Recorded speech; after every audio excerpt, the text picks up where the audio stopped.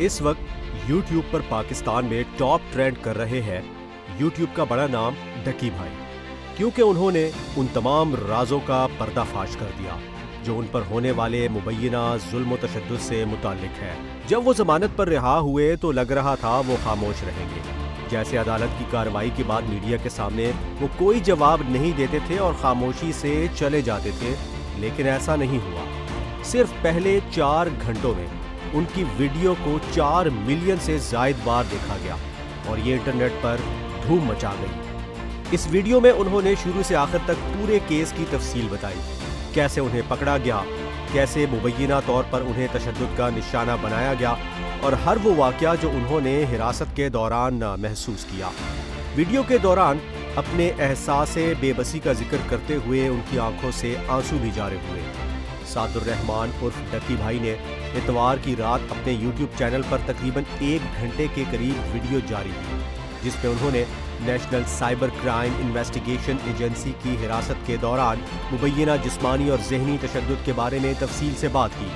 ڈکی بھائی کو اگست میں لاہور ایئرپورٹ سے آن لائن جوا اور بیٹنگ ایپس کی تشہیر کے الزام میں NCCIA نے حراست میں لیا تھا۔ اسی دوران ستمبر میں NCCIA لاہور کے ایڈیشنل ڈائریکٹر سرفراز چودھری کو مختلف تنازعات خصوصاً ڈکی بھائی پر مبینہ تشدد اور اپنے اختیارات سے تجاوز کے الزامات کے باعث عہدے سے ہٹا دیا گیا۔ اپنی ویڈیو میں سعد الرحمان عرف ڈکی بھائی نے گرفتاری سے لے کر NCCIA کی حراست تک پیش آنے والے تمام مراحل بتائے۔ ڈکی بھائی اپنی ویڈیو میں بتاتے ہیں کہ وہ کرسی سے اٹھا، گالیاں دینے لگا، پوچھا پیسے کہاں سے آتے ہیں؟ میں نے بتایا یوٹیوب سے، میرے 8 ملین سبسکرائبر ہیں۔ انہوں نے کہا تم بچوں کو بگاڑ رہے ہو، پھر اتنے تھپڑ مارے کہ میں گن ہی نہیں سکا۔ ان کا کہنا تھا کہ اہلکاروں نے کیس ختم کرنے کے لیے مبینہ طور پر 7 سے 8 کروڑ روپے کا مطالبہ بھی کیا جو وہ ادا نہیں کر سکتے تھے۔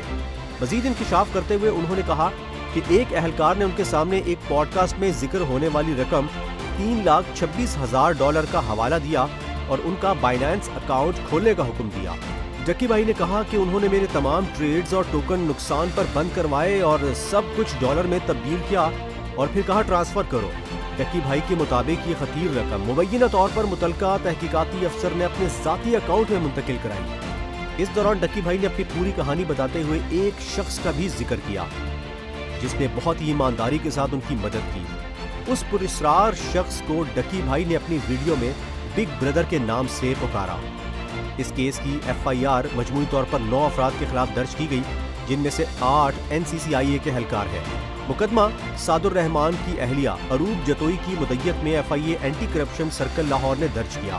پاکستان میں جہاں بڑوں عہدوں پر بیٹھے کئی کالی بھیڑیں موجود ہیں، وہیں پر یقیناً ایمانداری کی مثال بگ بردر جیسے لوگ بھی موجود ہیں جو ہمیشہ مظلوم کے لیے موجود رہتے ہیں۔ لیکن اس کے ساتھ ایک بات اور ضروری ہے، اگر ڈکی بھائی نے کوئی غیر قانونی کام کیا ہے تو انہیں قانون کے مطابق سزا ہونی چاہیے، اور اسی طرح اختیارات سے تجاوز کرنے والے سرکاری افسران پر بھی اگر جرم ثابت ہوتا ہے تو انہیں عبرت کا نشان بنانا چاہیے تاکہ آئندہ کوئی طاقت کا غلط استعمال نہ کرے اور نہ ہی کسی شہری پر ظلم کرنے کی ہمت کرے۔